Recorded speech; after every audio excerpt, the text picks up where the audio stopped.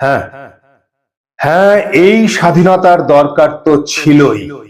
ওই অত অত বছর একটা দাম্ভিক জাতির পায়ের তলায় দোলে থাকতে কে চায়?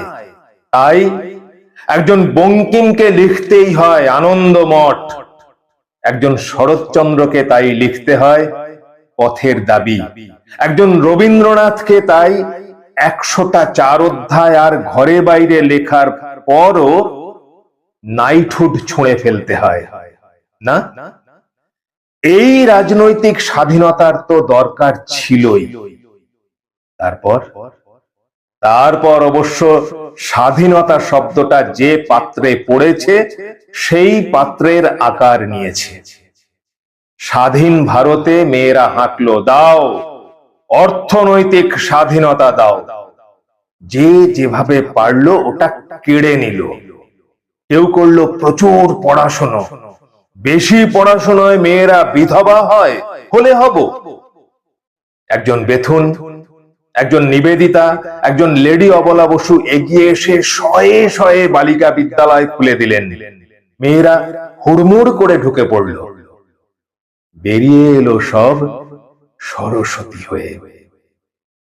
কেউ গেল নিজের পায়ের তলার মাটি শক্ত করতে, কেউ গেল স্বামীর কাছে থেকেও স্বামীর টাকায় স্বাধীন হতে।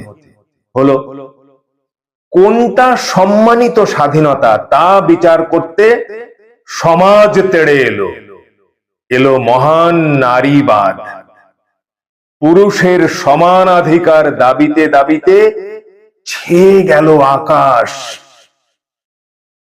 প্রণাম করেও যে স্বাধীন থাকা যায়, পুরুষকে ভালোবেসেও যে নারী থাকা যায়, সেসব ভাবনা তালগোল পাকিয়ে পাকিয়ে একটা বিচিত্র স্বাধীনতার জন্ম হলো। আমরা স্বাধীন হচ্ছি কারণ মেয়েরা স্বাধীন না হলে দেশ স্বাধীন হয় না। ইংরেজরা আমাদের স্বাধীন করে গিয়ে স্বাধীনতার একটা পচা গলা দেহ আমাদের দরজায় ফেলে দিয়ে গেল। নারী স্বাধীনতা, কিছু বলো না, চুপ। বললেই তুমি মান্ধাতার আমলের। আমরা চুপ করলাম। স্বাধীনতায় আমরা ভুললাম ভালোবাসা, স্বাধীনতায় আমরা ভুললাম প্রণাম, আমরা ভুলতে বসেছি আদর, আমরা ভুলতে বসলাম ভালোবাসা। আসলে আসলে আমরা পরাধীনই রইলাম নিজের স্বাধীনতার কাছে। কারণ নারী পুরুষের ভালোবাসার মতো মাথা উঁচু স্বাধীনতা পৃথিবীতে আর নেই। মাস্টারদার ভালোবাসায় আমরা একদিন স্বাধীন হয়েছিলাম। শত শত ছেলের মেয়ের দেশকে আদরে আদরে ভরিয়ে দিয়ে নিজের প্রাণকে তুচ্ছ করায় আমরা একদিন স্বাধীন হয়েছিলাম। এসো এসো, আজ আবার আমরা সেই ভালোবাসার পাঠ নিই।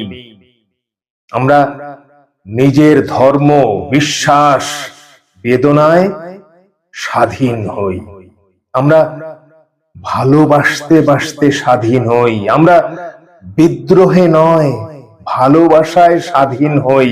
কারণ ভালোবাসার চেয়ে বড় চিকন বিদ্রোহ, ভালোবাসার চেয়ে বড় স্বাধীনতা আর নেই।